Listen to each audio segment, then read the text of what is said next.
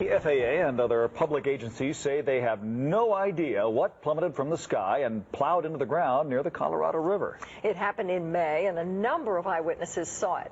They also saw the flotilla of helicopters that arrived shortly afterward to retrieve whatever it was. The I-Team's George Knapp has kind of been looking into this mystery on the river. Now, here are the latest. George. Well, I think we can rightfully call this a UFO crash since the object, whatever it was, is as yet unidentified. When we first reported on it back in July, we told you about a key eyewitness who had seen the crash up close and then dropped out of sight. It took a while, but we found him. He still doesn't want us to mention his real name, but he had plenty to say about the crash and what followed.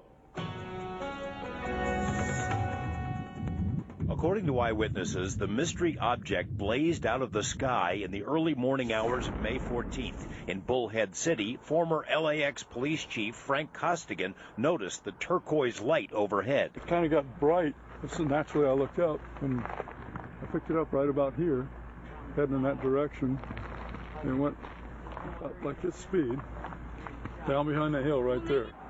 I expected to hear the boom coming from somewhere. Elsewhere in Bullhead City, Brad Allen's son saw it in his telescope. And it was weird to him because it was going fast and it seemed to slow down and then picked up speed again. And it was really bright. Looked like it was darn near coming right at me. This fisherman was on a slow drift down the Colorado River south of the town of Needles when the large glowing cylinder plunged out of the sky. It didn't look like a meteor. I've seen meteors before. It looked like a plane crashing. The witness, who prefers to be known as Bob on the river, says the object slammed into the riverbank 50 or more yards west of his houseboat. It hit and it thumped. It didn't crash. It didn't explode. It went poof, a thump. In this desolate stretch of the river, much of the surrounding land is sandy, like a beach, so a thump on impact rings true. Because the river is lower than the bank, Houseboat Bob could not see the crash itself, but he had no trouble eyeballing the military-type helicopters that swooped in just moments later. I believe there were 4 of them. One kept its light on me, one kept its light on the front of my boat, two of the other ones were circling. The smaller choppers were joined by a huge sky crane, similar to this one, which somehow attached itself to the crashed object, then hauled it away in formation toward the north. Minutes later, in Bullhead City, Brad Allen saw the aerial procession. I looked through the binoculars, and below one of them was a green object.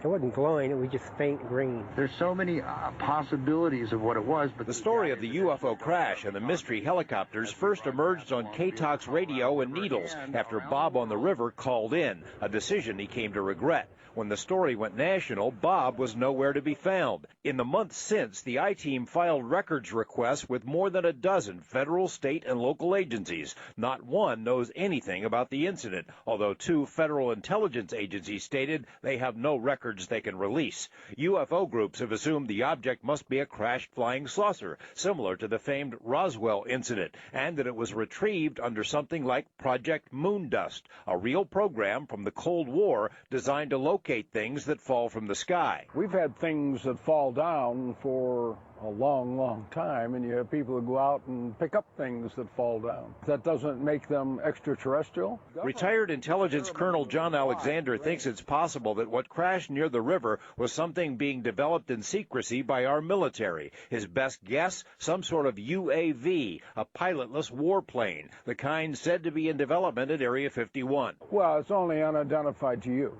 They know what it is, and there's also the possibility that you lost control and it flew off the range. So it's not that far from Edwards or any of the test ranges. Lockheed Martin, for example, has conceptualized a number of super-secret, high-tech, unmanned flying machines capable of morphing into other shapes during flight.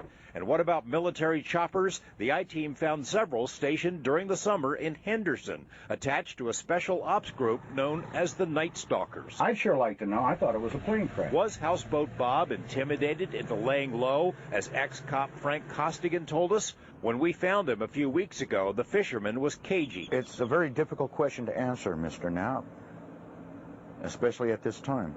Privacy. You could say that. I mean, Obscurity. You don't want attention.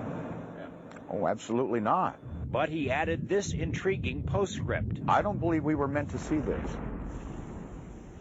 Houseboat Bob isn't the only person to feel intimidated. In the days after that crash, Needles residents say they had regular encounters with government agents in dark, unmarked vehicles, sort of like men in black, asking tough questions. That part of the story tomorrow at 11.